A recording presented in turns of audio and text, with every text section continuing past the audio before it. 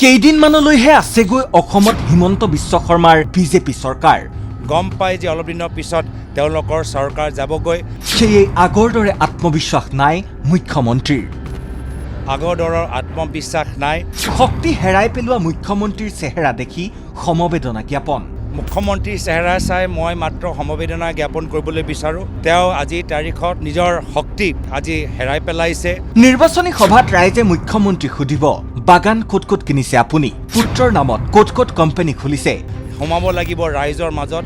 ৰাইজে প্ৰশ্ন কৰিব যে ক'ত ক'ত বাগান কিনিছে, যে ক'ত ক'ত কোম্পানী ল'ৰা নামত খুলিছে। এইবোৰ প্ৰশ্ন উত্তৰ তেওঁলোকৰ ওচৰত নাই। ভৱিষ্যত অন্ধকাৰ দেখাৰ বাবেই মুখ্যমন্ত্ৰীয়ে কৈছে, অসমত শংকৰ মাধৱহে আছিল, আজান নাছিল। বাঘ হাজৰিকা এটা কাল্পনিক চৰিত্ৰ। মুখ্যমন্ত্ৰী হিচাপে কৈছো, শংকৰ মাধৱ আছে, শংকৰ আজান অসমত নাছিল। লাচিতৰ লগত বাঘ হাজৰিকাক থিয় কৰি আমাৰ যুঁজখন দুৰ্বল কৰিব নালাগে। বিজেপিৰ কাৰ্যনিৰ্বাহক সভাত এইদৰেই উদাত্ত ভাষণ দিছিল মুখ্যমন্ত্ৰী ডক্টৰ হিমন্ত বিশ্ব শৰ্মাই। তেওঁ কৈছিল, অসমীয়াই সভ্যতাৰ যুঁজ অব্যাহত নাৰাখিলে বাংলাদেশী মিয়া মুছলমানে শাসন কৰিব অসম।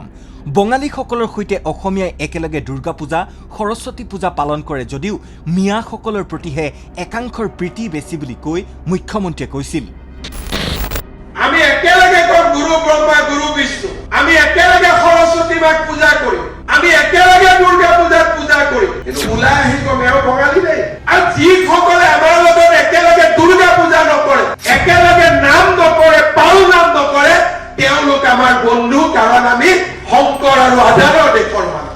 এই যুক্তিৰ প্ৰত্যুত্তৰ দি গৌৰৱ গগৈয়ে কৈছে, নিজৰ ভৱিষ্যত অন্ধকাৰ দেখি আবুল তাবুল বকিছে মুখ্যমন্ত্ৰীয়ে। তো নিজৰ ভৱিষ্যত অন্ধকাৰ চাই আজি আবুল তাবুল কথাবোৰ ক'বলৈ আৰম্ভ কৰিছে। আমাৰ চৰকাৰ আহিলে আমি নিজেই SIT গঠন কৰিম বুলিও সকিয়নি কংগ্ৰেছৰ সভাপতি গৌৰৱ গগৈৰ। SIT কোৱা মুখ্যমন্ত্ৰীৰ ওপৰত আমাৰ চৰকাৰ অহাৰ পিছত আমি SIT গঠন কৰিম। নিজৰ ভৱিষ্যতলৈ শংকাত পৰি আজি আবুল তাবুল কথাবোৰ কৈ। ইয়াৰ পূৰ্বে মুখ্যমন্ত্ৰী হিমন্ত বিশ্ব শৰ্মাই কৈছিল, ভাৰত বাংলাদেশৰ মাজত যদি যুদ্ধ হয় তেন্তে অসমত থকা মিয়া মানুহখিনিয়ে কাৰ পক্ষ ল'ব?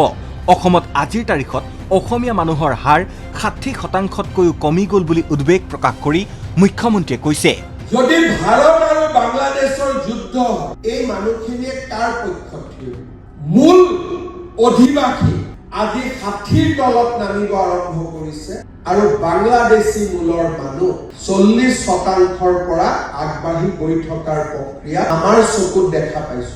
ইয়াৰ বিপৰীতে 2026ৰ নিৰ্বাচনত কংগ্ৰেছ জয়ী হ'বই বুলি দৃঢ়তাৰে কৈছে গৌৰৱ গগৈয়ে। 126টা সমষ্টিৰ ভিতৰত কংগ্ৰেছে 100খনত আগবঢ়াব প্ৰতিদ্বন্দ্বিতা, বাকী 26খন আসন এৰি দিব মিত্ৰ দলক। যদি সেয়াই হয়, 2026ত গৌৰৱ গগৈ হ'ব পাৰে অসমৰ পৰৱৰ্তী মুখ্যমন্ত্ৰী।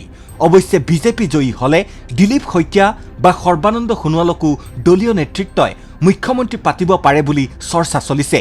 খুদ বিজেপি দলৰে ভিতৰ চৰাত এই চৰ্চা চলিছে। অৱশ্যে এই চৰ্চাক একেমুখে নুই কৰিব নোৱাৰি, কাৰণ দেশৰ আন ৰাজ্যসমূহত পূৰ্বেও নতুন মুখৰ মুখ্যমন্ত্ৰী পতাৰ নজিৰ আছে বিজেপি দলৰ। ইফালে জুবিন গাৰ্গৰ ন্যায়, দাম বৃদ্ধিৰ মাধমাৰ, উচ্ছেদ আদি বিষয়ক লৈ অজস্ৰজনৰ আপত্তিও আছে বিজেপি চৰকাৰখনৰ বিৰুদ্ধে।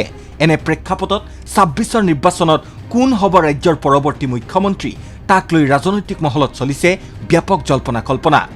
আপোনাৰ মতে কোন হ'ব লাগে পৰৱৰ্তী মুখ্যমন্ত্ৰী আৰু কিয় হ'ব লাগে? আমাক জনাব পাৰে কমেণ্ট বক্সত।